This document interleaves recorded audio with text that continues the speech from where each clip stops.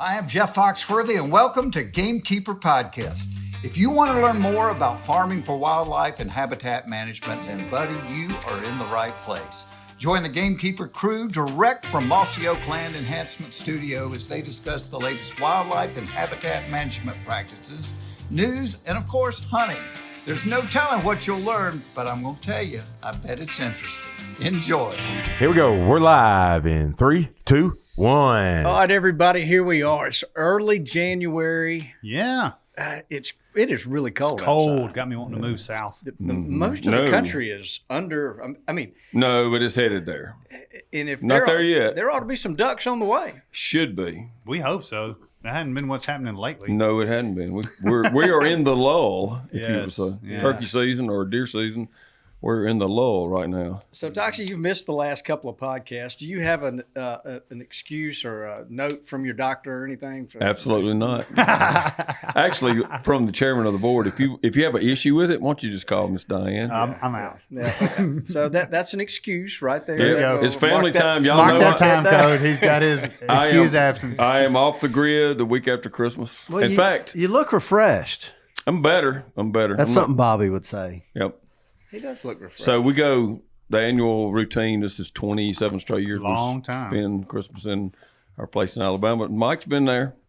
And, I have. Yes, he has, and to be back too.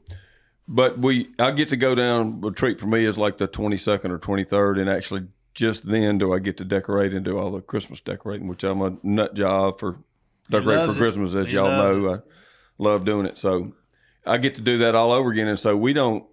And if I'm wrong, correct me, but the biblical Christmas season begins Christmas Day. That is right. That's right. And goes for 12 days after that. 10 or Yeah. 12. I think it's 12. I thought it was 10. But again, if I'm wrong, forgive me out there. But the point is, that's when we actually get to start. So we were like all week long, we're not taking anything down. We're celebrating Christmas all that week and all the kids and grandkids and everything now. So it is a festive time. It just goes by so fast. Yeah, it does. Good times. Yes. So Good times to be outside. Yes. Let's go ahead. Well, let's get Mike in the conversation. Absolutely. So through the magic of Zoom, we've got Dr. Mike Chamberlain. What's this, me?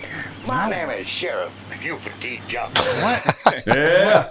There he is. He can relate to that one. Is that a custom sound bite? Yeah, it is. It says Mike on it. Yeah, Welcome, yeah, Mike. for sure. The only person on the planet that can out-stump Bobby on the trivia. He's something else when it comes to He smoking is. the bandit. Yep. He's got it. So, Mike, are y'all kind of down in the dumps over there at Georgia? Can you not, like, maybe with all this money that you're getting for turkeys, can you give them a little NIL help or something like that? No, the athletic department could slide me a couple mil. It would be helpful. I could answer some questions I'm currently unable to ansur. That's a great Now, idea. I don't know That if is a people good are idea. sad or not. I can tell you I'm not. It's not a big deal that the season's over. I don't pay a whole lot of attention to football because I'd rather be in a deer stand or a duck blind. And Amen. Why does that not surprise me at all? Kindred spirits there. Yep. I don't know. That tailgate food, No, not this time that of year, pulls no. me in. Man. That's like put for me September. in a lock on with a lifeline on. Yep. And, And a peanut butter I'm ready to sandwich. go. I'm with you. No, that sounds like Mike Chamberlain for sure. He's the wild turkey doc, but he's equally passionate about Everything. Really, truly. No You can say doubt that about it. everything. I mean, I think Correct. Mike loves to hunt. You've been all over the world, Yeah, if I'm but not he's- mistaken. I have. Yeah. I've been very blessed to have a wife that's tolerant to me being gone and spending our resources at times to travel and see cool places. And yeah, I've been blessed in that regard in my life. That's for certain. So with everything you've gotten to hunt, if somehow somebody said you can only hunt one that's my one question. animal, what would it be? Well, I have to say turkeys, right? I mean, if I answer anything other than turkeys, it would be blasphemy. But I don't know, man. I think you just like to hunt. I do. I like to hunt. I mean, yeah. I would probably say if you told me you can't do anything else, I would say turkey hunt. But gosh, Man, I don't know. fall deer season. Yeah. Is, You love deer. Yeah, you're giving up a I lot love- of deer meat. I love the deer hunt, and we rely so heavily on venison in our house. We eat it multiple times a week. My daughter is eating it at college, and it's just such a staple of our lives from a consumption standpoint. And that being said, we did fry turkey nuggets last night. So man, you put me in a tough pickle here. But I've always said that. Put a gun to my head. Someone used to say, "Put a gun to your head. You can only do one thing." And I was like, man, I love it all, but I guess turkeys. And then later in life, I like everything so much, I go, just pull the trigger. as I sit here and think more about it, and people may get upset with me for saying this, but I don't get absolutely in a wreck shook up shooting a turkey. And I have to remind myself to breathe when I kill a really nice deer. Yeah. Like I have to tell myself, you're hyperventilating. You're going to have to settle down, or you're going to pass out in the floor of the stand, or my hands are shaking so violently that I can't, I'm trying to text somebody to say, I just killed him. And the text looks like garbly goop because my hand is, and I don't get like that with turkeys. I get very nervous, but I get very introspective when I kill a turkey. I get absolutely distraught when big antlers hit the ground. It just tears me up. Yeah, I don't think I've ever felt guilty about killing a whitetail, but turkeys, I've been like, man, I kind of hate this guy's dead now. I can't chase him anymore. Or he can't make me mad at him anymore. Right. Well, they affect us all differently. That's one thing for sure. So, but Mike, hang on just 1 second. Let us knock out a little business here. I'm going to turn us to a little blood on the Biologic, and I'm going to look at you, Toxie. I think there was a special one you might have had. You talking about Daniel? Well, you got that. My granddaughter. That's actually her. She 3 Christmases in a row now. So yeah, good for her. Yep. Yeah. I heard she really likes pulling the trigger. She does. All right. Well, let's say her name if we can. Abby Stubbs. There we go. Name from my mom. Yeah. My daughter's daughter and my son-in-law Vandy. Y'all hear referred to sometimes. She's daughter. got a twinkle in her Vandy's eye. Vandy's her guide. The day before, Diane and I both went and took her, and she just, I guess it was the dust or something from the shooting house we were in, but she started coughing, and we did see a pretty good deer, but she coughed really loud. He was gone. But, we didn't have any luck, and I guess the coughing didn't help anything. But when she went with her dad the next day, they busted one. Got it done. Yeah, it's always a really perfect time. It's just right at the beginning of the serious hot rut. They're probably locked down. That was last week. So, like, right now, they're like – yeah, whatever you call that, where it's just so, it's not as good. Now, this cold weather probably has them moving a lot better. But last week it was highs in the 70s. So I got a couple. We got a guy named Matt Zerbel. I hope I'm pronouncing that last name. He emailed me. His son, Sawyer, killed his first deer in Alabama last week. It was a spike. The kid had a huge smile and had blood on his face. So, there's a lot of excitement and fun going on. And then our own Rusty McDaniel's son, both his boys, Eli and Wyatt, killed nice deer. Good. Damn. I just want to be their agent someday in baseball. They're unbelievable, both of them. What you got? Charles Allen Rayleigh. He's on the board. Jesse's younger. Yes, that's right. In the house. Absolutely. That's How about that? I forgot about that. That was a sweet one. Yeah, and that's then a good one. He put in some hours. He did. Too. Yeah, his dad was proud of him. Both of his kids put in some time this year. So that's really that's good. Yeah, congratulations. I've got one more. There's a guy named Brandon Gardner who lives in South Carolina. He is a game warden over in South Carolina. Yeah. Today is his 40th birthday. Oh, wow. And his wife Allison emailed and said, hey, it would make his day if y'all gave him a shout out. So we're giving him a shout out a week late, but nonetheless. But he also, I've asked that if doing this might give Lanny, if you ever violated a law in South Carolina, it might help you out. So I appreciate that. I'm doing this for you. I Lanny, appreciate so. it. Thank you. He's never Bobby. even been there, so how Right. can he violate anything? Yeah, but it's probably in his future. So Brandon, happy birthday. Yeah, young man at 40. That's good. All right, I got one more thing. You know how we do these quotes sometimes? Or Oh, I yeah. say we. I usually do you the do quotes. the quotes, And, yeah. and we're like, who said that? All right, so y'all, Mike, I want you involved in this. I'm gonna read a quote. Okay. You tell So me, nice of you. tell me who said this. Okay. I think Mike was Here we enjoying go. just being an innocent bystander for the moment, not So having is to this- get drawn into it. Is this name the Quote, quote? quoter. The quoter. Yeah. I like that. All right. If you consider an unsuccessful hunt a waste of time, then the true meaning of the chase eludes you altogether. That would be Mike Chamberlain, I would have said. That sounds Wasn't like that something Fred to Bear? That is Fred Bear. Yeah, Chamberlain is killing it already. And the more you learn about Fred Bear, the cooler he gets. Like he could get any cooler, but Yes. it is. It But is. it sounds like something you would have said too, Dr. Mike. It's something I certainly subscribe to. Yes, That is- indeed. Yeah, that is- absolutely. there's something so therapeutic and Woo. so beautiful about the peace and quiet and Church. sitting in nature.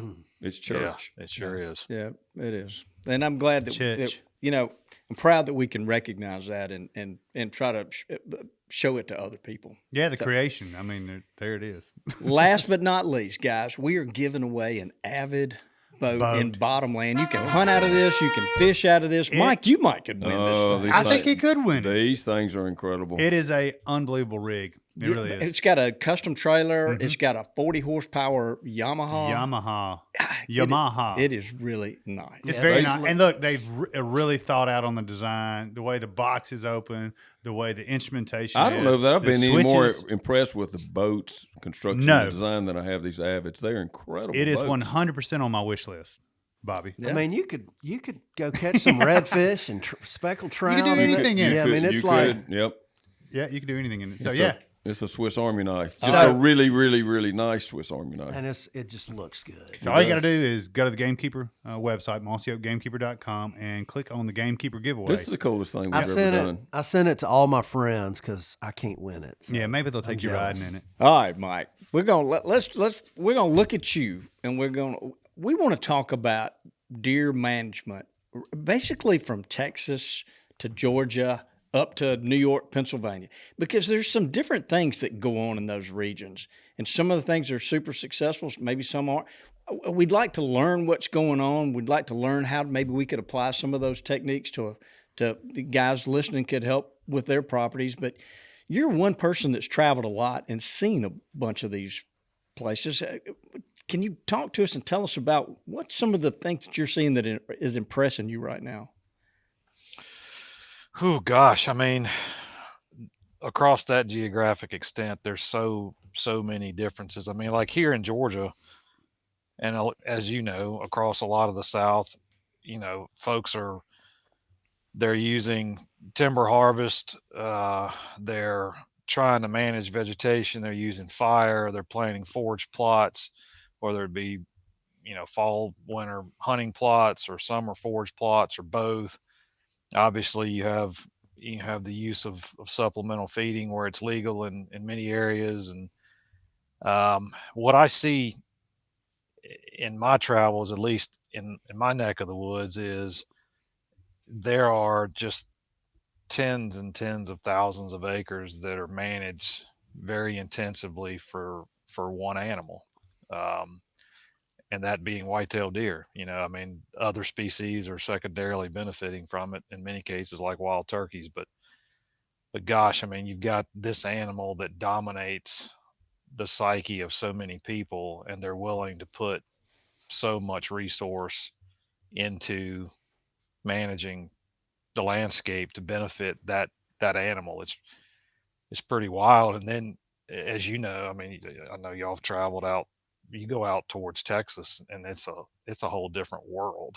I mean, the South Texas plains and some of the large properties that you will visit out there and see the level of stewardship and the amount of resources that they're putting on the landscape for deer and other species. It's almost mind-boggling. And then you go up, you travel up towards the Northeast, and you start seeing that a lot of what we just talked about is largely, not in play. You see, big tracts of large tracts of timber. You see, totally different deer hunting than you would see that I think most of us are used to, at least in the deep South.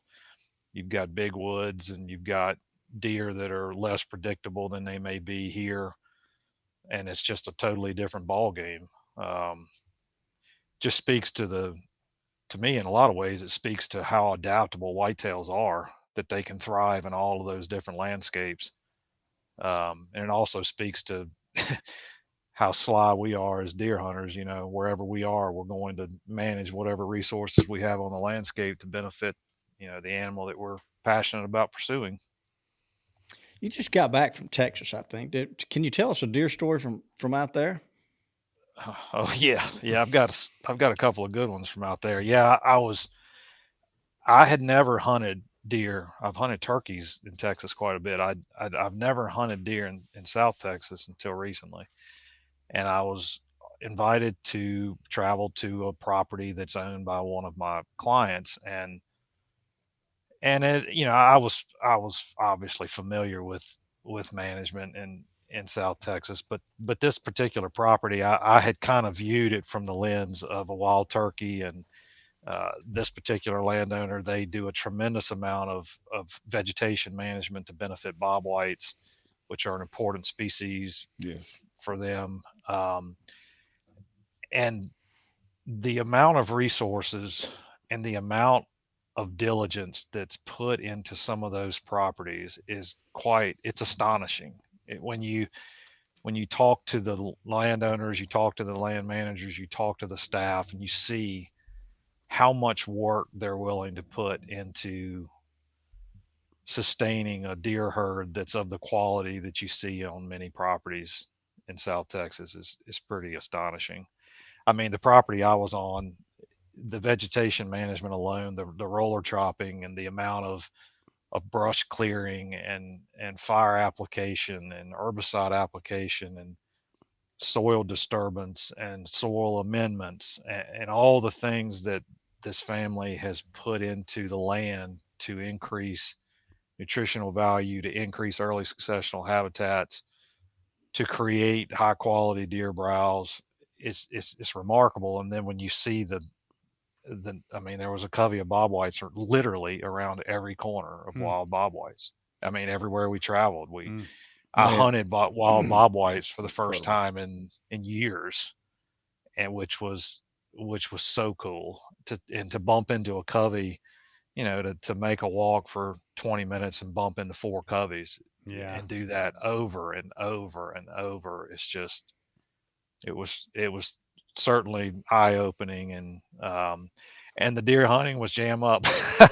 as you know, I crossed paths with a real giant, and I was still on cloud 9 in some ways. He was quite an animal. That's cool. Wow. Yeah, the picture of him, he looked like he had some long tines. He sure did.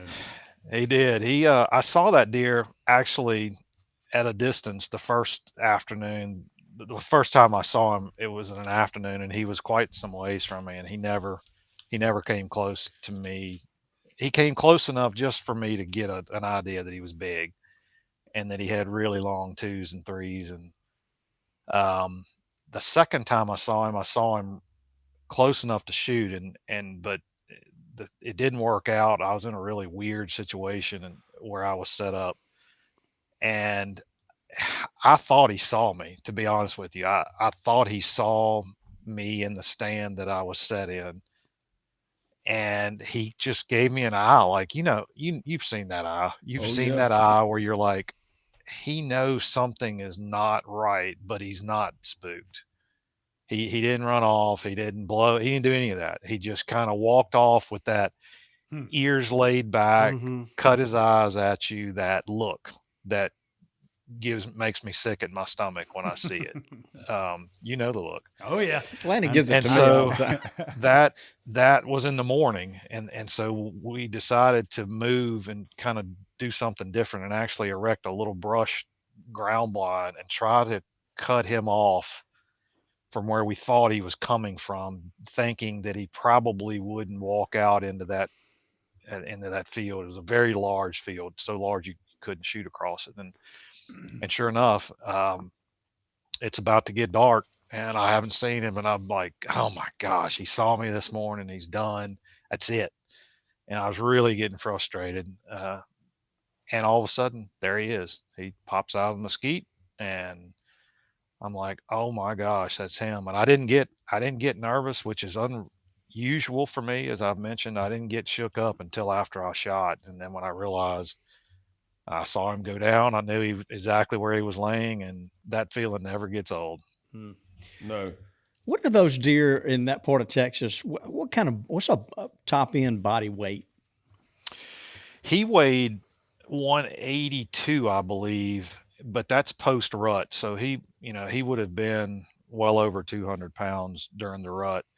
One thing I did notice, compared to, say, deer in where I hunt in Louisiana, and certainly here, his body frame was a lot shorter, than some of the really long deer that we kill at my camp in Louisiana.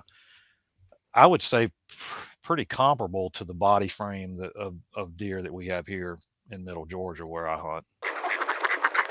See these people? When the clock strikes 5, it's not the end. It's just the beginning. They have to do these things. They have to do those things. Enter the all-new LS Tractor MT2 and MT2E, a relentless force of innovation. Redesigned with a new hood and cab built for comfort and visibility, with enhanced lifting capacity to get the job done. Making these people the ones everyone else calls those people. Visit your local LS Tractor dealer today. The question I wanted to ask you about that was that, I pay attention to whitetails all over the range, and it seems like South Texas grows some monster racks and some big bodies. And isn't that kind of an anomaly to Bergman's rule? Because it seems like they wouldn't have as big of bodies. Yeah, to some degree it is, but that same flaw in Bergman's rule is evident in South Central Louisiana too, for instance. So at my camp there, we've killed bucks that exceeded 300 pounds several times. We've killed a number of bucks. I can't even begin to count how many we've killed, over 250, between 250 and 275 or 280. And some of those deer have extremely long body frames that in many ways can be traced back to the origin of, where those deer were brought from when they were released during restoration. And then you'll flip around, and on the same property, you'll kill a deer that has a small body frame, and he maxes out as a 5 or 6 year old at 225. And then there's the next deer that's shot maxes out at 280, same age class. Yeah. So some of these southern latitudes, depending on the management and the genetics, can kind of throw a monkey wrench in Bergman's rules. It's kind of like the deer movement. We go through all this stuff and the moon phases and all the different things, the deer movement. But would you agree, Doc, nothing trumps weather as far as deer movement and affecting deer movement? Yeah. It's complex, or someone would have hemmed it all up, but weather. And so the same thing, I think you can talk about, I guess you call it Bergman's rule, but nothing trumps generations of great nutrition. So we kill, Dudley knows more than me, but on the Mississippi Delta and over near the levee here, they kill 240, 250, over around above Yazoo City, used to kill 300-pound deer, 280-pound deer, here in Mississippi. Yeah. So, but, you go to the coastal plains and, 150 maybe an average mature deer. So just on the other side of the state. And it's all about the nutrition, and not just like overnight nutrition, but, a generation of it. And so that trumps, that'll trump any, rule of, I think if you call it the Bergman, I think it's a generality to how the species has evolved from north to south, but it's certainly not a hard rule. Yeah, and you see some of the same thing with turkeys too, in other species where it's not a hard and fast rule. Your comment about the weather is actually comical in some ways. Here we are sitting here talking to each other on a great day to hunt too, and it is stunningly gorgeous here. It is 40 degrees. You see the bright behind me. Yes. This would be the day to be sitting in a stand, and here we are. And actually would have been to go ahead and get in the stand really early would have been a good productive day. Yes, because you know they're going to move early. Oh, they're going to move like crazy. Thank you again, Bobby. The price is wrong. Yeah, thanks, Bobby. Well, I Yeah. think 2 o'clock. It's 2 o'clock Eastern time. That's a great time for a podcast. Mr. Yeah. Fox would always say, in times like this, he'd say, Bobby's just a great conservationist. Yeah. Well, I was giving y'all time to go this morning so we could get it out There of your you go. system. So. Well, I think in the area that you were talking about too, Dr. Chamberlain, I hadn't spent much time there, but I was stunned by the size of the body, and I started asking about native forage, and they mentioned a couple things. I might mess this up. It's wahila and I think blackbrush or something that's down there. And and when they get rain, it's one of the highest protein food sources that's on the landscape down there. Yep, that's exactly right. To your point about nutrition. Yeah,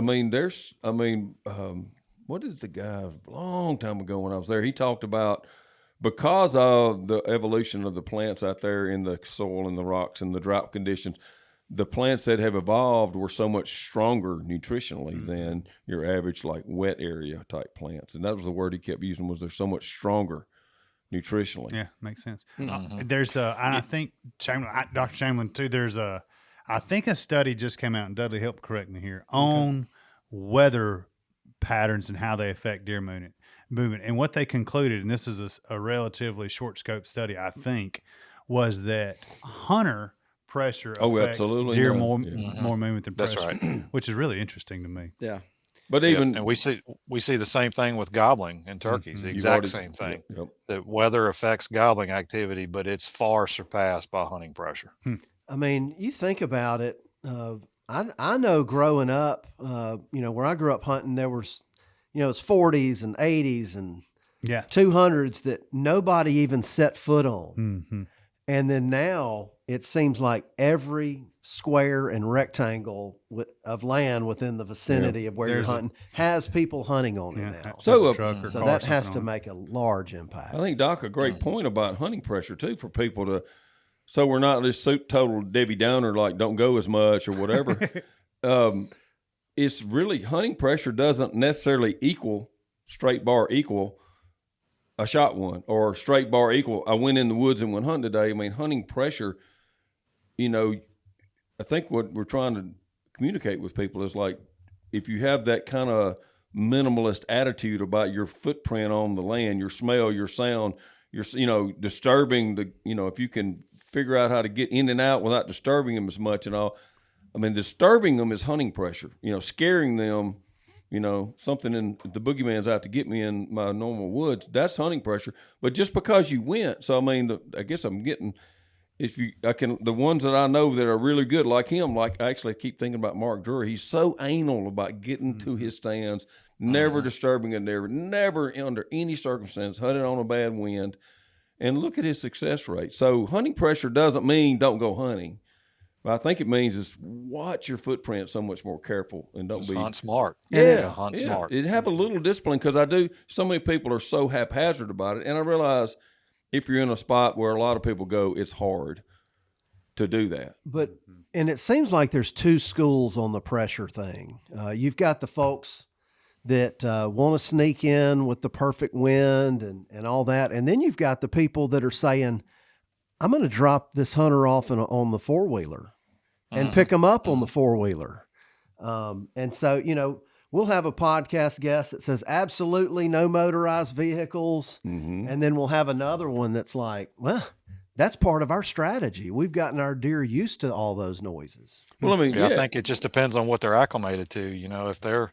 If they're not acclimated to vehicle traffic, then I can totally see, like, for instance, I don't like, unless I have to, most of the properties I hunt, they're very used to four-wheelers, Polaris, ATVs. Of course they'll run off, but they don't just run off to the hills. And they're used to that noise. So I like dropping people off. I like being dropped off. Now I will often not stop. I may literally like drop and roll out of the Ranger, going by. But if they're used to that sound, then I try to take advantage of it. I can only assume it's properties that, are using supplemental feed, and it's like Absolutely. They're used to that noise of somebody going on their route and filling feeders and things. First Yeah, time or I even land managers that Yeah. are just traveling around. Yeah. If they're used to, I have a client who he could drive a truck everywhere on his property that he wants to. His road system is superb, and he's put a lot of time and money into it. But he prefers to drive one of his Rangers. That's because he's often carrying tools and chainsaws and Right. stuff around. So he just gets on his Ranger every time he drives his property. So deer on that property are so used to him driving around on that bike that they don't. Again, they run off when they hear it or see it, but um, they don't pay any mind to that. They're literally they're used to it every single day of the year. I got taught the lesson a very, very long time ago when I was such a rookie to traveling and hunting anywhere. But it would have been 35 or more years ago. And we went to a cousin was with me. He was filming. That's the first year we ever filmed anything. And we got invited to go to this place in Texas. We were so excited. Oh my gosh, just the adventure of all that. And so this guy had an old long bed. I can still see it, just beat up old Ford, whatever, long wheelbase. And rickety, straight shift, and boom, boom, boom, boom, boom. And he went through and there's rocky roads and stuff. And then he was going through, okay, all right, y'all get out here. And I was like, where? Whispering. He's like, right there. And we literally were under the ladder stand where we were going to get in. And so I was like, you've got to be kidding me. This is nuts. So he said, I'm going to leave this motor running for just a second. You said that to yourself. Yeah, yeah. I did. I said it to Cuz, too. And so he rolled his eyes, and he climbed up there and put his lock on in right around so he could film and whatever, and the guy motored on up. And literally, before he got out of hearing, we could hear rocks clattering and whatever, and it began to break daylight, and there were deer just everywhere. Mm-hmm. How in the world? He said, all summer long, their guides go through there with all their stands, and they go in early before daylight, and they take a bucket of corn, and they throw it out, and they condition the deer. When the truck pulls up, they're getting fed. And so when they take people and put them out, they actually not only doesn't bother them, they come running in and see what was going on. So, just you can't condition them was my point for that long story. Mm-hmm. It taught that me a long time ago. So, Mike, would you say that Texas was one of the leaders as a state in whitetail management back in the day? And I don't want to throw any shade on high fences. There's an awful lot of high fences in Texas, but there's some of those that are really large properties, thousands of acres. And these guys are doing some things. Can you kind of just speak a little bit to your experiences around some of those and whether they're pro or con? Yeah, you see in Texas what you see in other parts of the world in a lot of cases, which is, very, very large, thousands, if not in some cases, hundreds of thousands of acres of private property that are fenced for a variety of reasons. They're fencing them to keep things out, and they're fencing those properties to keep things in, and to have a footprint that they can control. And we can debate all day long whether you think that's good, bad, or indifferent. It's the reality of managing deer herds in some parts of the world, and Texas, many parts of Texas, not all for sure. That's the model that you'll often see, very large ranches and pieces of property that are managed in some cases only for whitetails, but in a lot of cases, like I recounted for you, that are managed for a variety of species, and they happen to be fenced. Interestingly enough, as you probably know, that same model is used in a number of places across the world. If you go to New Zealand, for instance, you're going to see many, many ranches that are fenced. If you go to Southern Africa, if you have and I would highly recommend, if you're a big game hunter and you have the opportunity, you can hunt in South Africa for cheaper than you can make a number of hunts in North America. And you can kill a number of animals for what you could say hunt an elk in the US for. You're going to see large pieces of property. Not all. There are small pieces of property that are fenced as well, but you're going to see a lot of large ranches that are fenced. and the reason they're doing that again is they're trying to keep things out and they're trying to keep animals in. And interestingly enough, for at least for South Africa, and I've been over there a number of times, as you travel across this landscape, and in many cases it's largely barren of wildlife. Um, and then suddenly you get to a set of ranches, tens of thousands of acres that are managed for plains game or whatever it is, and the wildlife are teeming, and not just what you're hunting. It's just almost incomprehensible. The birds you hear, the waterfowl that you see, the guinea fowl that you see, it's just it's wild, and it's all contained within a fence. And that's just what, again, whether you agree or disagree with it, that's the reality of how management is in a lot of the in a lot of the world. We hear a lot of people that, there's a lot of different opinions about high fences, but we have a lot of people, a lot of smart people like yourself that'll say, boy, if I could have 1,000 acres and it would allow, all of a sudden I could do the things I want to do, and I could control those population numbers, and I could plant what I want to plant. I could do this and do that, and I could see the results without having just to constantly hammer does and keep that population in check. But I've always wondered I would think a lot of people listening to this dream of having their own place to hunt. Maybe not having, may or may not dream of probably don't dream about having a high fence. Having their own place for sure. Having their own place. But what would you say, like in the deep South, would be a minimum amount of acreage where a high fence setup would be, sustain itself? Gosh, I mean, that's a tough question. Some of that is dictated by the state.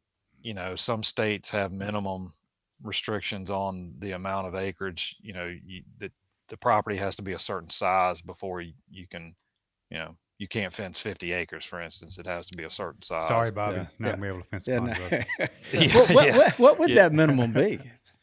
I'll tell you based on my own experiences with clients that I've worked with.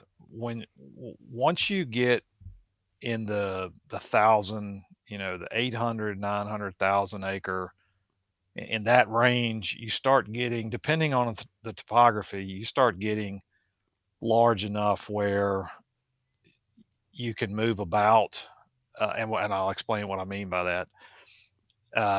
And certainly once you start getting in the thousands of acres, in a lot of ways, the fact that there's a fence there becomes somewhat irrelevant for a lot of the animals that are on the property. I mean, there's animals on these very, very large ranches, that don't know a fence exists. Their home ranges never, they never even approach. They never maintain. And they act just as wild as not having a fence. Oh, look, and I'll get some haters for this. I will tell you from my own experiences working with people, you can provide, for instance, a preseason camera survey for a piece of property, and you can say, okay, well, let's just say it's 1,000 acres, and you can say,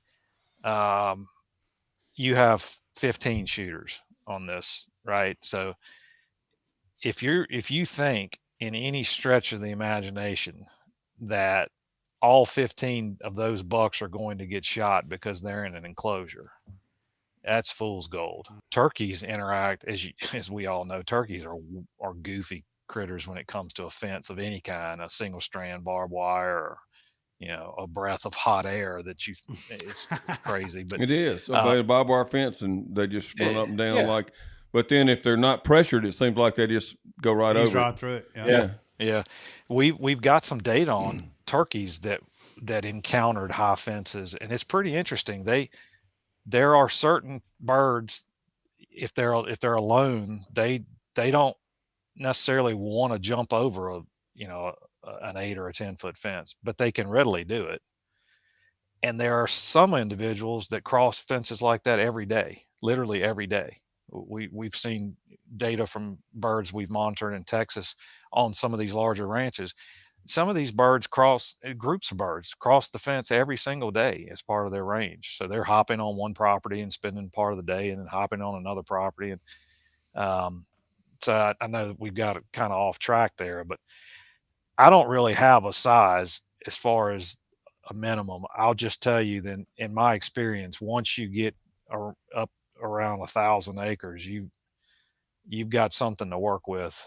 Um, and I get questions a lot from people about, do you worry about inbreeding and lack of genetic diversity and these types of things? And I mean, I guess at some point, many, many generations from now, perhaps. But the other thing that I've seen, which is quite common with fenced properties, whether you like it or not, is there's ingress and egress.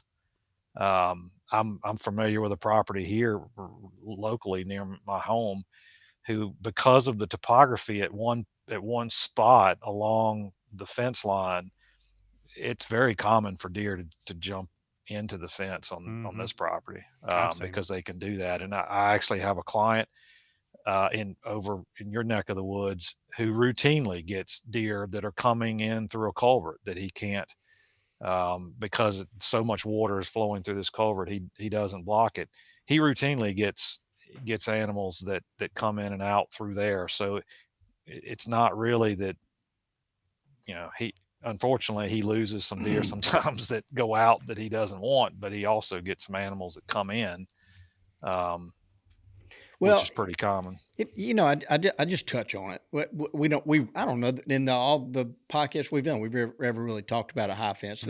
There's a lot of shade thrown on them. Oh gosh. But we've had a couple of biologists in here that I won't say their names, Mike, but they have, I remember two of them that said if they could wave a magic wand and they had their own property, they would love to high fence it, just because of how much the ease of managing. Well, it gives you a controlled environment, a more controlled environment. Yeah. I wouldn't doubt if more of that happens just with folks trying to keep pigs out.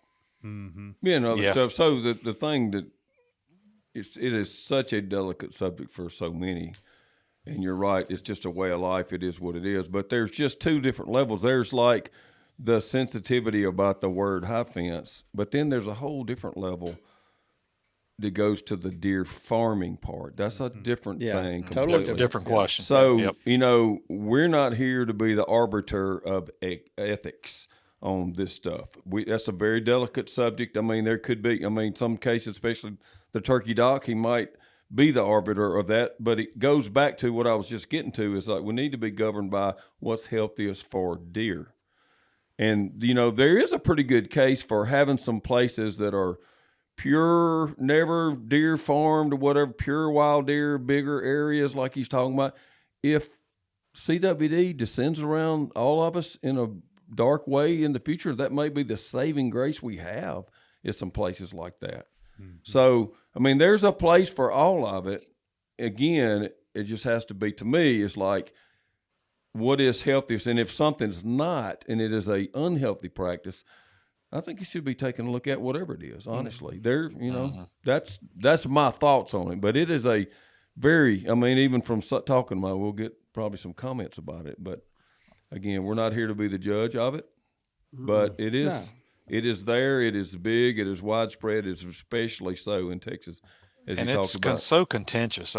Yes. And I understand it. Like in my world, people in my world, there are many that are stalwarts of the North American model of wildlife conservation, and the notion that we collectively, as the public, own, wildlife are all of ours to enjoy. And who are you to fence game or any other species, and to keep it on this acreage? And I understand that logic, and I'm not going to certainly dismiss it. I've embraced that my entire life, but I'm also a realist, and I understand why people do fence properties, and I understand, from working with people, their desire to have control over their property, their desire, to Dudley's point, to try to keep out invasive species, the desire to to help mitigate a neighbor that's problematic and is unwilling to work collaboratively, to manage wildlife in that area. And I understand all of that. And I understand that people get upset about, well, well, that's just inside of a fence. And although I understand that sentiment, I would just ask you, if that's the first thing that comes out of your mouth, to step back and be willing to ask the next question. Well, can you explain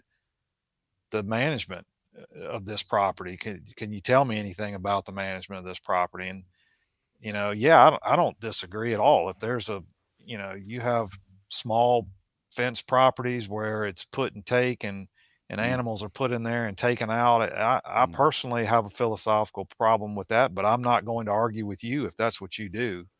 As long as it's legal in your state, then who am I? But when you start talking these larger tracts of land that are fenced, you have to understand that at some point this becomes a much more nuanced question. It's not as simple as I'm for it or against it, and if I'm against it, the hell with it. I'm always against it. Like I was, I have said, I've been all over the place, and I've seen examples of really exemplary management within enclosures.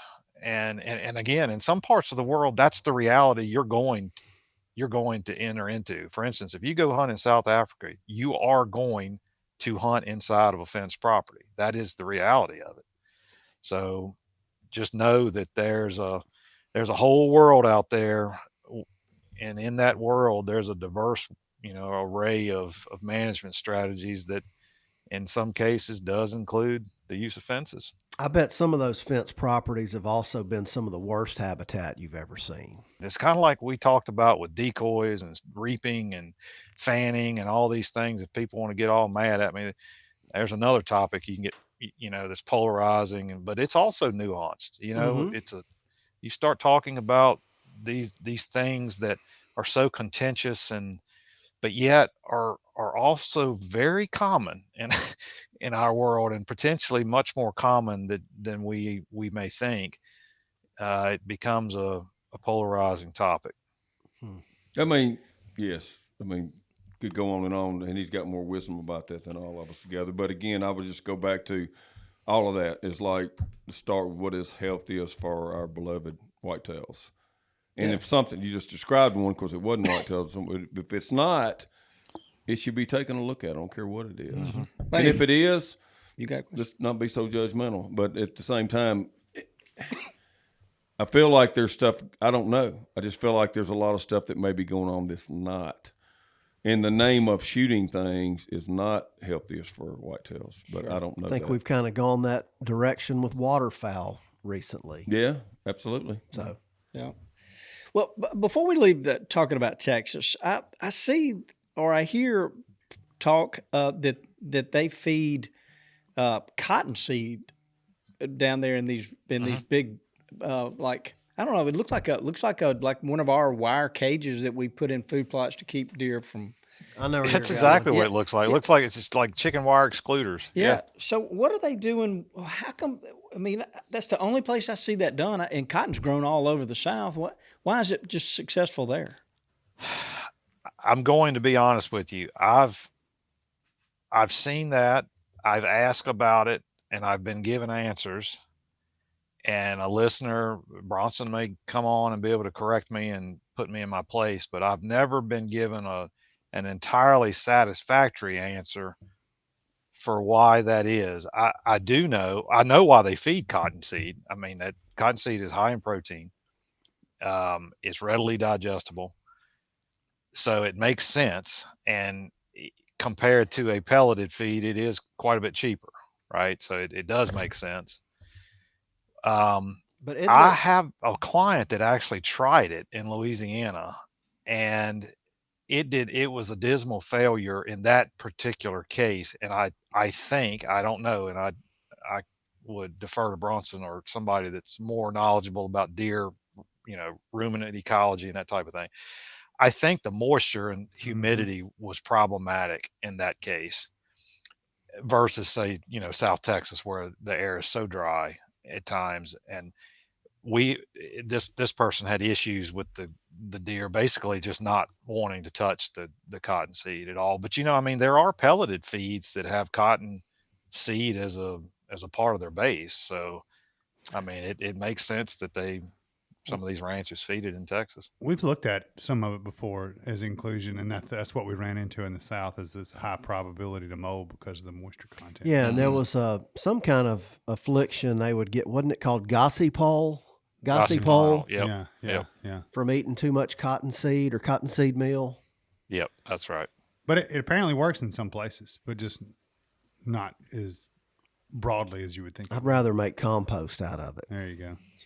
It's just Gen interesting trash. to see those posts, and you just wonder what in the world about that works there. I know. I know people have done it successfully, but there are just a lot of deer hunters who love to come up with a gimmick. They some magic potion thing. Yeah. There's really not much out there too, but they do. It may be no telling what. I've heard of so many different things. I couldn't even write them all down. So, Mike, when you look across the landscape of the whitetail, are we doing things right in places, or are there things you think we need to be doing better?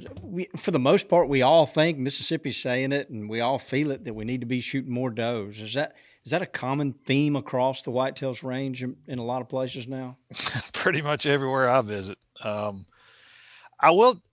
say this, and I actually posted about this a little bit the other day when I feel like if you post a picture of a big deer, you're blowing your chest out, bragging, that type of thing. So part of me almost hates to post a picture of a big deer, but then I feel like, man, I've just got to do this. So I posted a picture the other day, and I recounted part of my childhood, which, when I was a kid, nobody managed land for deer, to my knowledge. I don't recall any instances when I was a teenager of encountering a property where the gamekeepers mentality was in place.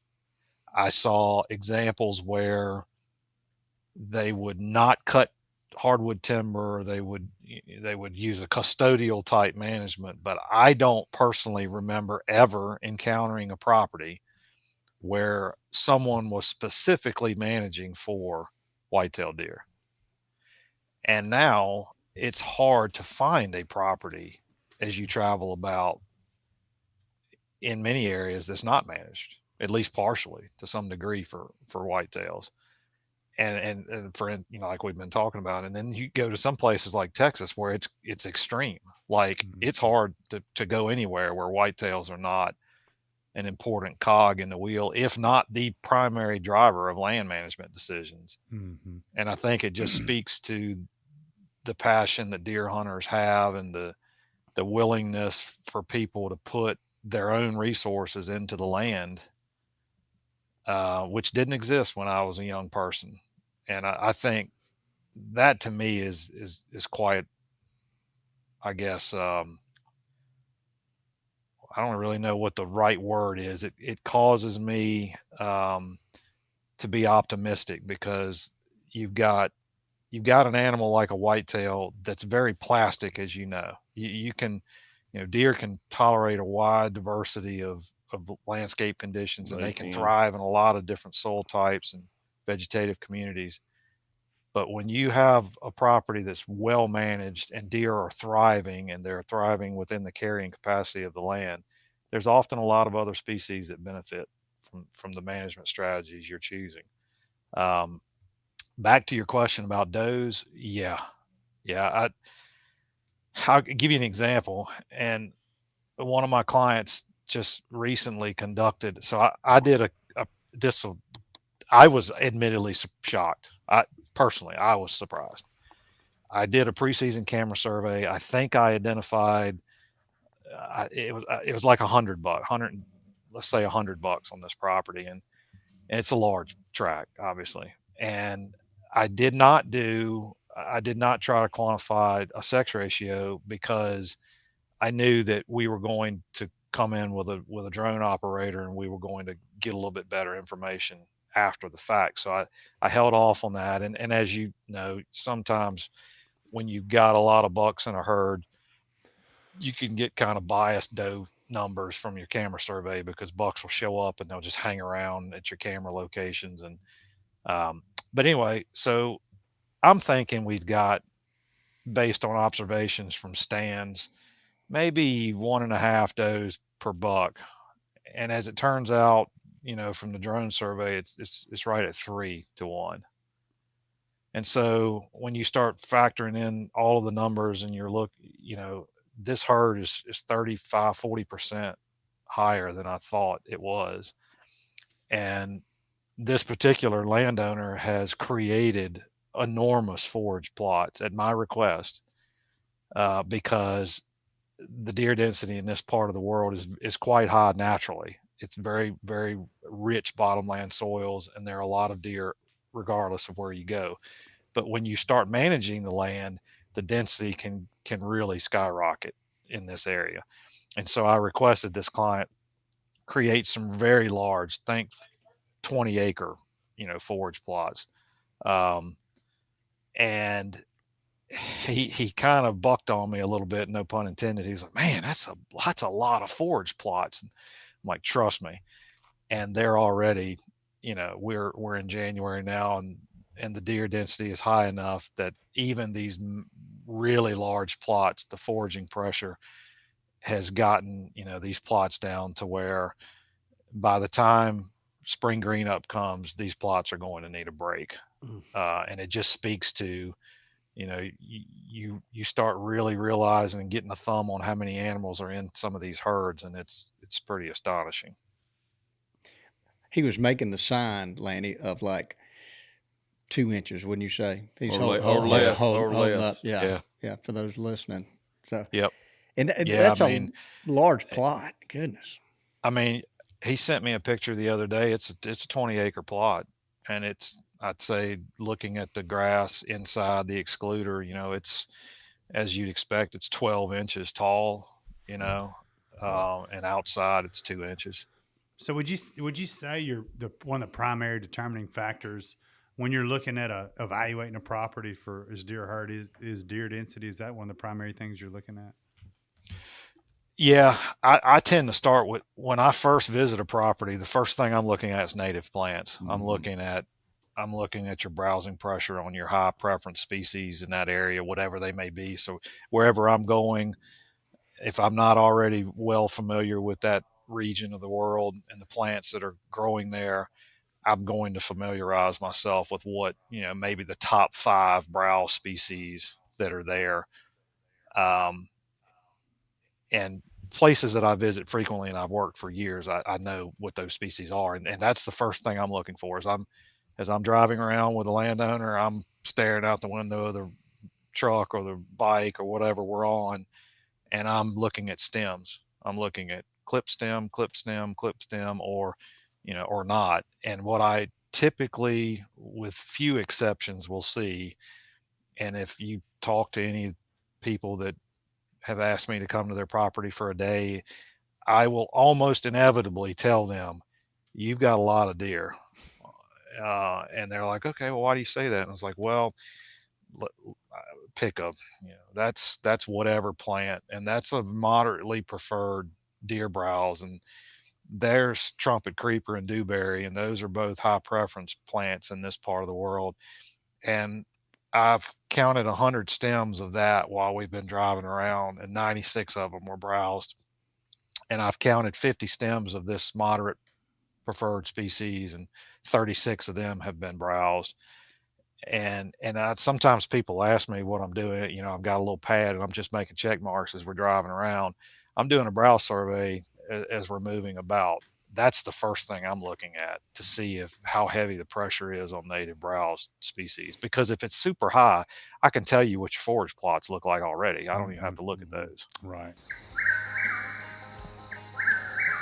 Hey, Lanny. Hey, Bobby. Have you ever wondered if your feeder went off or if it's even got corn in it? Yeah, you sit there at night wondering about it. Moultrie has solved this. This is some high-tech stuff. Fits on any feeder that helps monitor the level of feed and lets you know if it went off or not. And you can remotely control it. Can I look at your feeder if we're on the hub? I really hope not, but we're going to have to talk to the guys at Moultrie about that. This is the biggest thing in feeders since corn.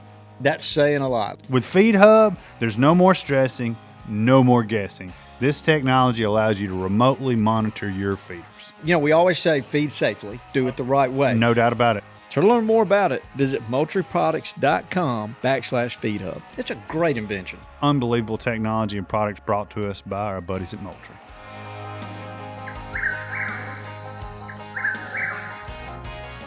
Nosler is known for their bullets, and now they're making suppressors. Nosler suppressors are made for hunting. Adding a Nosler suppressor to your rifle will make you a quieter, more accurate, and more effective hunter. Protect your hearing and disturb less game with a Nosler suppressor. The time to hunt quiet is now. Learn more at nosler.com. This drone survey, are you guys utilizing thermal technology and actually counting deer, and you can see the difference in bucks and does and actually getting a count like that? That's some high-tech technology. Yeah. Yeah, it is that, and that, that's something that a few years ago, really, if you think about it, really didn't exist. And now use of drones has skyrocketed in popularity for good and bad, I guess. It seems so much easier than putting cameras and feed out everywhere when you could just fly over and count the animals. Mm-hmm. So somebody like Toxie could fly a drone and he would know, okay, I've got 85 wild pigs on this and know exactly how many he's got to deal with. Potentially. Yeah, potentially. Yeah. In fact, the survey we just did recently, the person that did it provided us with a number. This is the number of pigs that I observed during the drone flights. It's pretty cool. Yeah. Who was it telling me? Somebody had one and said you can't tell about the horns because they don't have a different heat signature. You can't really always tell bucks or not, or how big they are maybe. But I don't know. Have you looked at it? There was a guy that helped us recovered a deer one time, and then I went out there, and he sent the video and said, we think this is the buck. He didn't get hit or anything because he was off in the woods later that night fighting with another deer. Mm-hmm. But if I remember right, you couldn't see the horns. You could just see the two deer, their head up there. Can you see? You see the heat signature, but this most recent, I didn't do the drone flight. So this most recent one that this client had done, the report that was provided was broken down by sex. So implying to me that the drone operator had the ability to determine the sex of the animal. Could you see turkeys in trees at night? You can. Yeah, you can see their head. It's really cool. It looks like a snow cone. It's this kind of a dark black object with a snow cone, from the heat on their head. I guess the only other thing that looks like is a vulture. Vultures look the same way. So you kind of have to be, careful and not think you're at a vulture roost. But yeah, we've actually used drones to count turkeys on roost in Texas for some research we've got that's ongoing. Known roost locations, places that historically birds show up every night. You can fly over those roosts with drones and get a pretty solid count of what you're looking at. Well, that's an example of technology helping these biologists out because there's a lot of good they could do with that. Yeah, but I'm sensing this technology gets in the wrong hands in the future. We need to be really careful. There need to be some more regulations about this because it's coming. Fear, especially. I was talking the other day with somebody had one. I said, well, couldn't someone be looking at our properties and seeing where maybe finding a big buck? And he said, well, it's not as easy as that with the thermal technology. But I said, well, couldn't someone be flying and say, well, there's a bunch of turkeys roosted right there in the black dark and then go in and, poach them or whatever. He said, no, that's a real possibility, getting it in the wrong hands. So I don't know what we're going to do about it. That's something we need to be. Isn't that such a testament to our world? Isn't it crazy? I everything we talk about that we think we could use this in a positive light to impact the resource in some way. Maybe whether we're talking about doing a better job of counting, or maybe we can now get a really solid idea of how many turkeys are on these roosts, and we could go back every year and count them and and get a really good pulse for, say, a particular landowner or state property or whatever it is, about how many birds you have and what the trends in their abundance are, and yada yada. And then the next conversation we're having as well, look at the potential downside here. Somebody's going to use this in a nefarious way, because that's just the way we are as a society. And it's like artificial intelligence. Right now I have people that are using AI in a way that's saving us so much time, extracting gobbling data, looking at turkeys in pictures, you name it. And then we all know, AI technology and the potential downsides of it. And it's just, it's wild, the world we live in these days. 30 years ago, we probably would have freaked out about, cell camera technology. So, I don't know. In 10 or 15 years, we may just be accustomed to these things flying over all the time. But yeah, I think there's some old laws about, even goes back to walkie-talkies and CB radios and technology assisting in hunting. So I know there's been some discussions about, how they'll rewrite or change the regulations for the emerging technology that we have. Even, for me, I spend more time on Onyx than, a lot of different things, but that's some technology that really helps us. Yeah, I'm looking at Onyx and Spartan constantly. Good bit. Yeah. You really did. It's changing the landscape. That's for sure. Do you remember back when we were kids that, like, I can remember being dropped off at our hunting club, and my dad would drop me off and say, okay, son, you're going to stand, let's say 5 or whatever. And we'd walk in, maybe he was going to 6, and he would walk to 6. And if he walked by 5, we would say our goodbyes and our good lucks. And I'd climb up in the old wooden stand that was 5, and I'd see him disappear over the hill to 6. And that was it. We couldn't communicate with each other until 11 o'clock, when you were allowed to get off the stand. And I would see him, and I'm 13 years old or whatever it was. And I'm looking at my watch, and I'm hungry as I can be. And I'm like, I can't wait to see that orange hat coming over the hills, because I know we can go get a chili dog and we can talk. And I want to tell him about the doe I saw, and, the raccoon that I saw or whatever. And now, it's instant. We just text, and I miss those days. I miss going on a hunt and not being able to communicate in any way.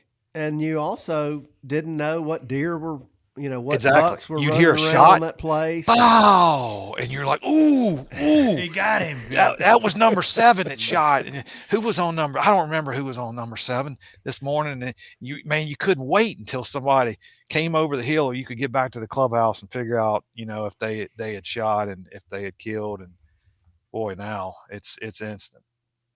Yeah, it is. There's a lot of good that's come out of it, and I like you, I kind of long for those old days sometimes. Oh, no doubt, the wonderment, because you wondered. Yeah.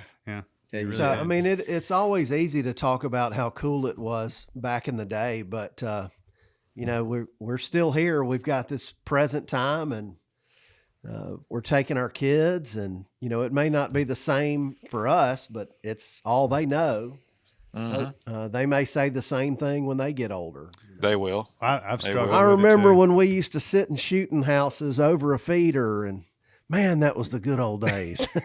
It is funny how it's changing, and you got to adapt. You got to go with it. I've struggled, with Hayden, having a device instead of sitting there and watching wildlife, but.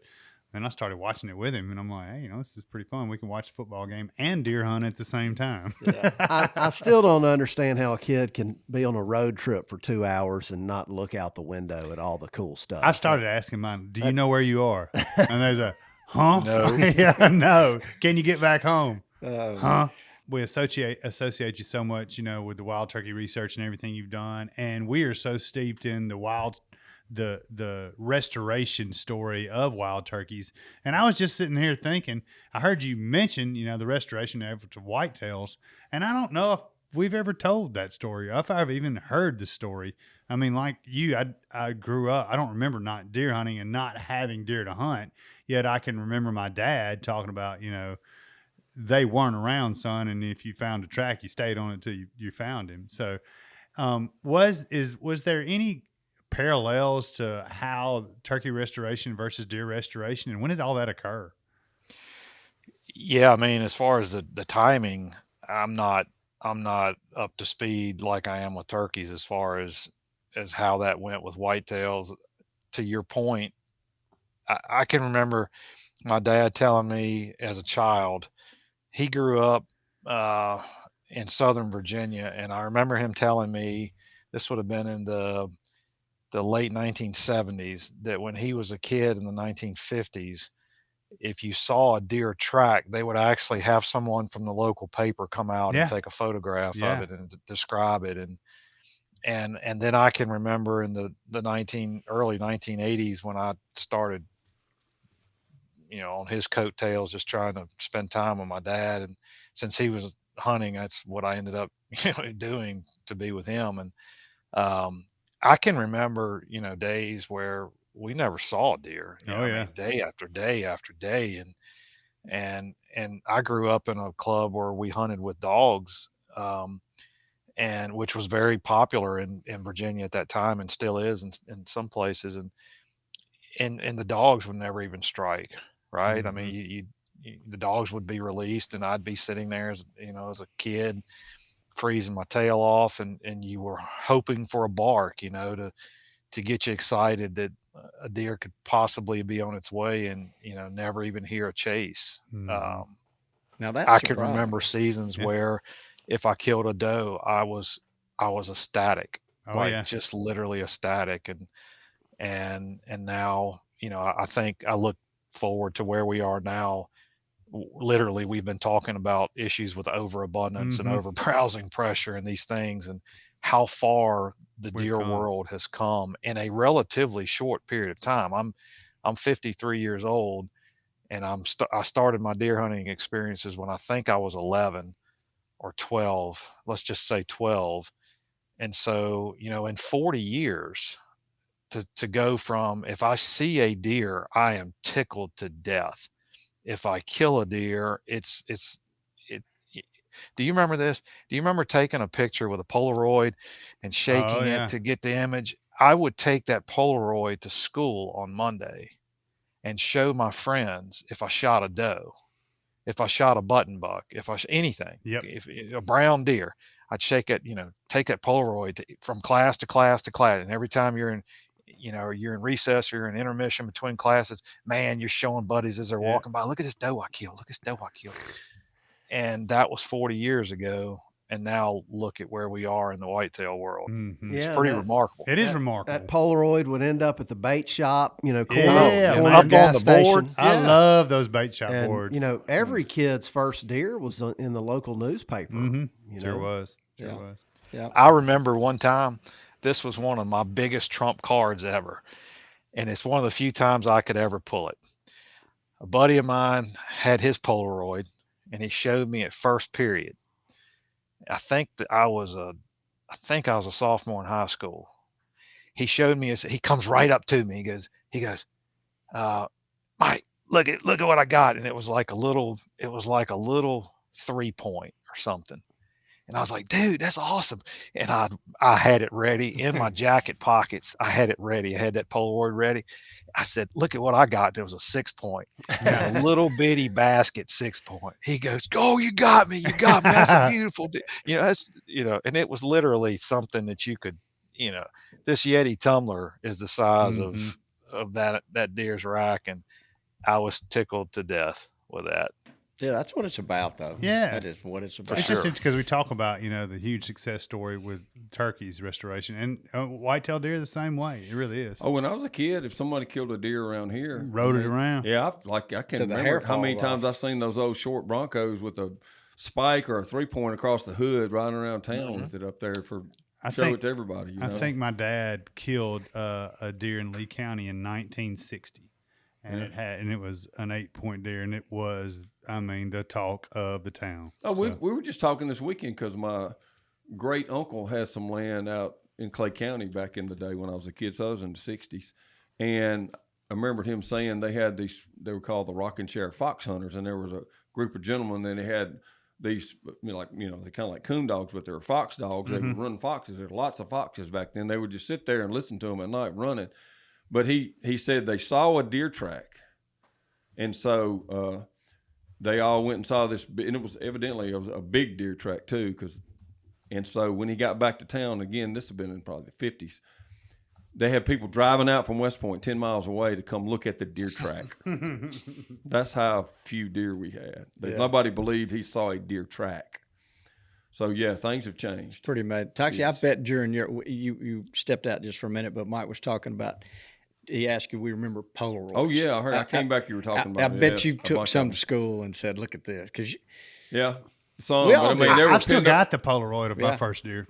I do. Yeah, and I sure think do. I do too. I've got some. We've got some they would always take a Polaroid of turkeys where I grew up turkey hunting too. So there's a bunch of those sitting around in a book. And we the have. Polaroids always had that nice little white space underneath them. You could write That's down right. Yeah. 8 point. Yeah. Shot him running. Bullet count. Yeah. So one of my favorite Polaroids is a picture, and I was hunting with a friend, a guy Bobby knows over near Auburn. I won't say his name, but the guest with me and Cuz hunting was Bo Jackson. How about And they got a picture of me and Cuz and Bo Jackson in between us, and he signed it Bo Knows Camo 2. I'm jealous of that. I would love to have him be a guest sometime. Oh my gosh. He'd be a good one. Oh wouldn't my he? Yeah. gosh. He would be a good one. You talk about the GOAT and different things. He Yeah. is definitely the GOAT as far as athletes. Mike, looking at you, I know we're trying to be good stewards of your time, but look, you're a scientist. You're passionate about hunting and deer hunting. Would you take just a moment and tell us what do we need to know, or what is your opinion on the latest in CWD? Well, it's sobering. Dark topic. Yeah. I don't have a whole lot of positive to say. There are some potential silver linings in some cases. I mean, obviously we know, CWD is 100% fatal once deer contract it. It's easily spread, it's easily transmitted in the environment. It's persistent in the environment. There's growing evidence that it can be transmitted in utero.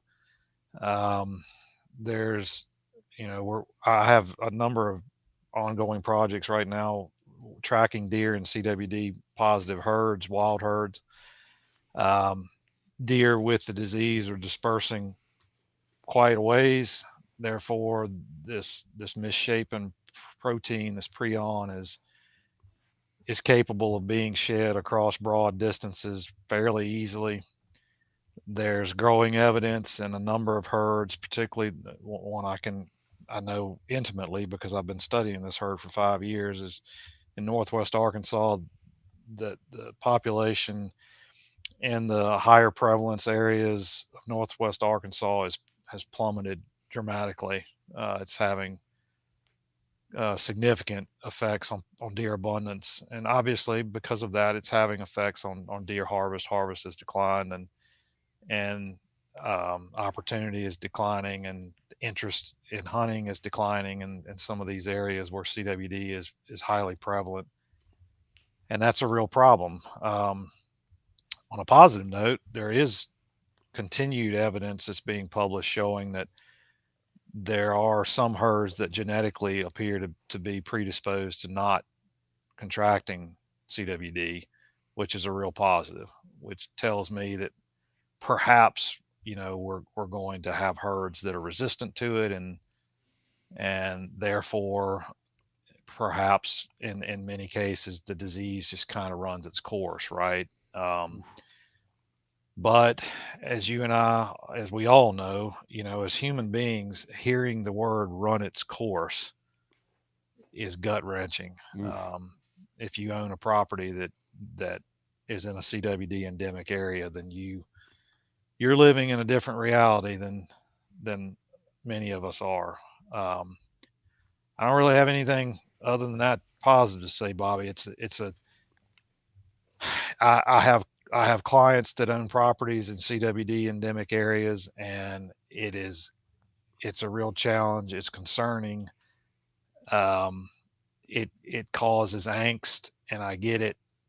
And in some cases, the science is showing clearly that population decline is inevitable in some of these herds.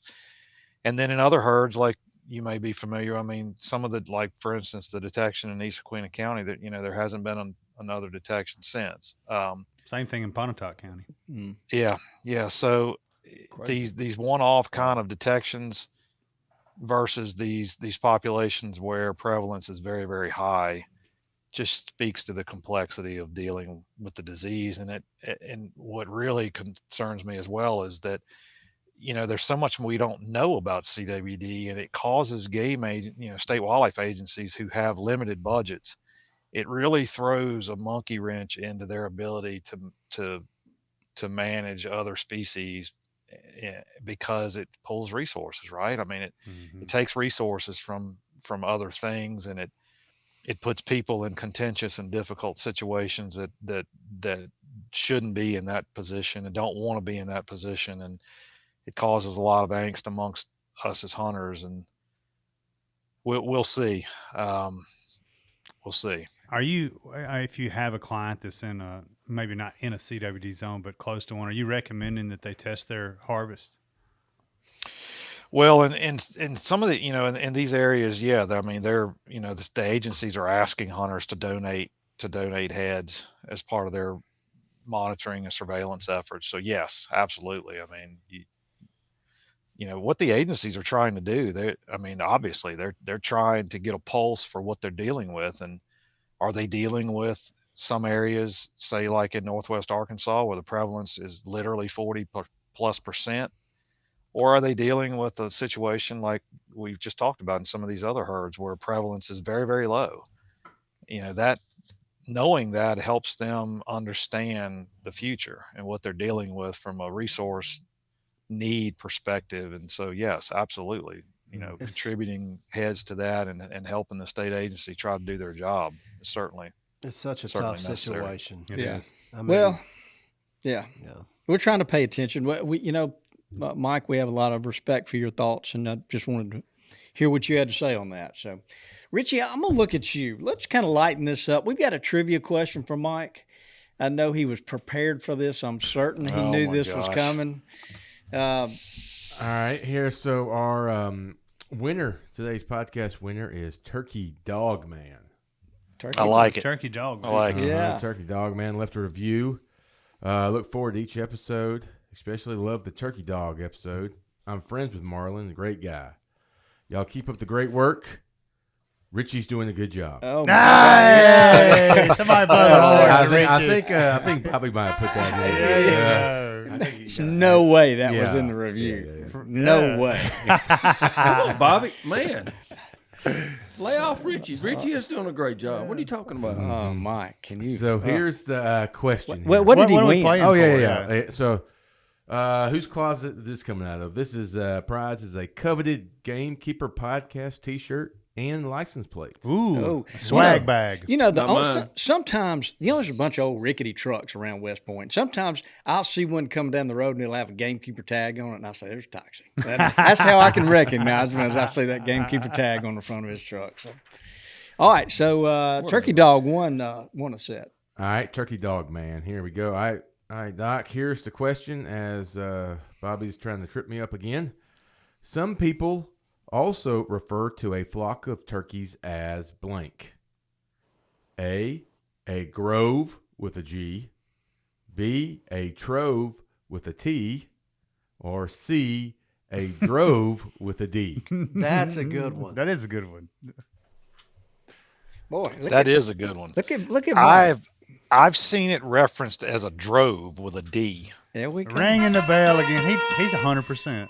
Yeah, Richie, read what you got there. Buddy. All right. So a group of turkeys is typically called a flock, but when referring to a large group of turkeys, you might also use the term drove. Yeah, there were some earlier writings of some of the stalwarts in the turkey world back many decades ago would use drove in their writings to represent, like Richie said, these really large groups of birds. I've wad. actually heard that all my life. Yeah, I have too. I've heard too. drove Yeah. my whole life. Well, good. I always said wad. Yeah. Like there is a Yeah. lot. There was a lot of birds in that field. Yeah, there's some colorful language beyond wide. You keep. Oh yeah. Oh yeah. Yeah. Blank we won't pile. go- don't go there. Yeah. Yeah. Well, Mike, it's good to see you. You look good.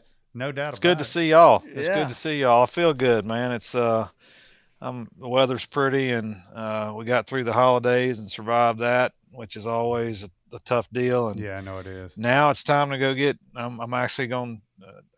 This isn't going to air until I'm back home, but I'm about to sneak out tomorrow for a few days and enjoy this super cold weather that's coming, and There you go. see if I can get one more on the ground before I call it quits. One more on the There ground. you go. Yeah, I got faith in you. We still got it. What, 3 weeks? Oh, this is like Yeah. just about my. Honestly, this is about my favorite month. Starting Mine with Christmas too. till, because we got rut to hunt till the end of January. I like you know? hunting. I like hunting. And then this we got time of meat year. week the first week of February. Meat so- week. Yeah. Yep. We've been meat weeking it out every week around here. I heard that. So, Mike, we'll see you at the NWTF. Will probably be the next time we'll see you. Yep, I will be there for the. I'll be there for the full show as y'all will be. I will. I'll come by the booth and catch up while y'all are doing setup. It's Sounds great. You know, it's open to the public. I really highly recommend anybody that loves just outdoor people, hunting and fishing people shows. I think it's the best. It's Yeah. the best energy of any like open to the public hunting show there is. It And- really is a special I agree. deal. Yeah, and your whole I family agree. will enjoy it too. And it Your is- wife can enjoy it. It has the grown kids can enjoy it. like It's I want to say everything. 15 or 16 consecutive years of growth. It's a that great tells place. you anything. So If you ever like to hear lots of turkey calling, Oh my that gosh. is your place. Or Duck if- calls, goose Yeah. call, yeah. Or Go if by you- the Woodhaven booth and listen to all the squawking Hey, going on and there. if you It's- don't wow. like it, you bring your earplugs because that's all there is. That's the truth. But I mean, outside of the show, there's so much cool stuff to do in Nashville. That's you, right. you really can bring your whole family. You don't Yeah, your have to wife be will a enjoy turkey it. nerd. No. There's a lot to do. That's right. Yeah. Well, we You hope sh- everybody you should take comes your by. wife, Bobby. You know, my wife went one time about 20 years ago, and after walking around and hearing all that squawking, she said, "Now I know why everybody wants to kill a turkey." It's pretty good. Yeah. Now, My wife went once and she said she'd never go back. She was like, and here's why. She's like, it's weird walking around with you because you want to talk to people and people want to stop you and say hello and take a picture and do this. And it's just weird. It's just weird. I don't Well, like look, that. that's right. Nobody wants to talk to her because they don't know, other than she's your wife. So I get that some. I think mine actually enjoys not being any kind of center of attention, so she doesn't mind that part. Well, Mike, you're just redneck famous. Yes. You and old guess. Topsy over here. You're a celebrity guess. walking around the place. So, Just trying to make a difference, man. I'm just That's trying to all- encourage that's all I if- can say. If people want to travel to see something, I think That's the that'd one be to go my to. first one to go to. lot Well, of there's a fun. couple of good ones. a lot of fun. Yep. All right, guys. All right. Well, Mike, we enjoyed seeing you. Please tell your wife we said hello. Will do. Yeah. Will do. It's Yeah. good talking to you guys, as Yeah. always. Yeah. Well, Thanks for being on. I want to get some more of your time. We want to get started with a turkey podcast here pretty soon. We want to learn what all the what your foundation is doing, and Yes. we'll do one about all that here coming up here in the next It'll be here before we know it. couple of will. weeks. Yeah. Good luck in the home So- stretch. I'll look and find another for sure. good-looking Yeah, we got- afternoon Yep. Yeah. and try to schedule on top I'll of that. skip if it, you too. don't. Another bluebird afternoon. Yeah. Thanks, Bobby. I'm sorry, Mike. You were trying to say Yeah, something. with the birds and be gobbling. Yeah. Price is wrong, Bobby. All right, guys. We enjoyed it, Mike. Looking around the room, Toxie has I'm got gone. one I'm foot out out of the here. door. Trying. I mean, I'm in a 3-point stance. Yeah, Can we give some trees away in a couple Yes. soon yeah, for a absolutely. trivia? Whatever you want to do. Let's do that. So, why don't you say goodbye, Dudley? Goodbye, Dudley. Get us out of here, Richie. What's this, mate? My name is Sheriff Buford T. Duffin. Thanks for tuning in to this week's episode of the Gamekeeper Podcast. And be sure to tune in again. Subscribe to Gamekeeper Farming for Wildlife magazine and don't miss the Mossy Oak Properties Fistful of Dirt podcast with my good buddy, Ronnie Cuz Strickland.